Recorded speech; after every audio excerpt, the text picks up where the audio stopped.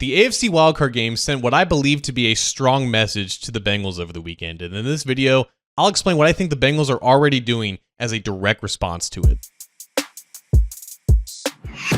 Hi again, Bengals fans. John Sheeran of AFC Sports Cincinnati here, and it's been about a week since the Bengals made a handful of firings to their coaching staff. The defensive coordinator search is still ongoing. There's been a couple of confirmed interviews with both Patrick Graham and DeMarcus Covington. Matt Eberflus's name is now quote-unquote involved in the search, but we don't know if that means he's getting the interview himself or he's helping them out and finding a defense coordinator. We don't really know that much on that front. There hasn't been a lot of news as of late. And as all of that is happening on the defensive side of the ball, a lot of Bengals fans have been rightfully asking, what's going on with the search for a new offensive line coach? Now that Frank Pollock is out the door, the Bengals are looking for someone not only to develop pass blockers at a better rate, but also someone who can coordinate a more efficient and cohesive run game with what the offense wants to be as a whole. And as much as we all care about Joe Burrow not taking as many hits and sacks and making sure that his offensive line is equipped to pass protect for the offense that he wants to run, I think the run game is the reason as to why the Bengals are looking for someone new in this role. Because Frank Pollock, at the end of the day, I think he's a decent offensive line coach. I think his track record speaks for that before he got to Cincinnati,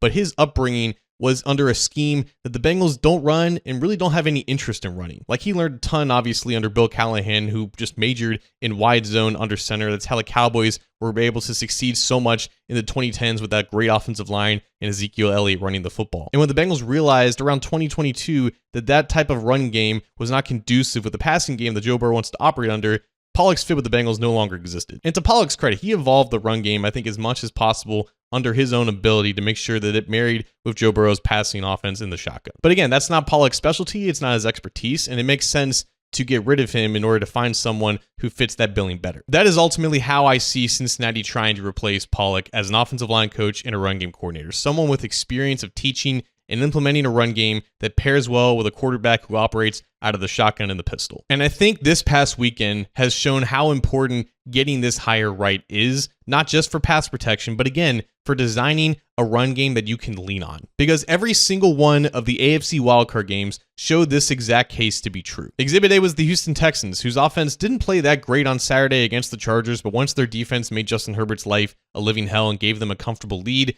they were able to go under center, just spam wide zone with Joe Mixon, and Mixon was able to grind out that game for the better. Later in the day, the Baltimore Ravens absolutely took it to the Pittsburgh Steelers and didn't let up for 4 quarters straight. Of course, the Bengals don't have a Lamar Jackson or a Derrick Henry, so they can't just copy and paste what they do in terms of a run game, but Lamar is always in the pistol or the shotgun, and they have schemes that work perfectly with his skill set, and it marries well with their play-action passing game. The difference with the Ravens this year and in years past is that they can actually lean on their run game as a whole to be able to beat these teams in the playoffs, and it may be the difference in them actually getting to a Super Bowl this year. And then finally, it was the Buffalo Bills, who have the other MVP candidate quarterback in Josh Allen, and from the minute they stepped onto the field against the Denver Broncos, they pounded the rock with James Cook and Ty Johnson. All three of these teams had phenomenal days running the football, and if the game was on the line, all three of them have quarterbacks that you would be able to trust in gotta-have-it situations, just like you would trust Joe Burrow in that situation as well. The difference is, as good as Chase Brown was this year, they just weren't good enough in those short yardage situations. They couldn't just pound the rock when they needed to close out some of these games. And that was a big factor in some of these losses the Bengals had to take this year because they couldn't finish it out on offense, and they had to put their trust in a defense that couldn't be trusted at all. So yes, we all agree that Chase Brown is a great fit for this offense. He made great strides in pass protection as well. He's the ideal centerpiece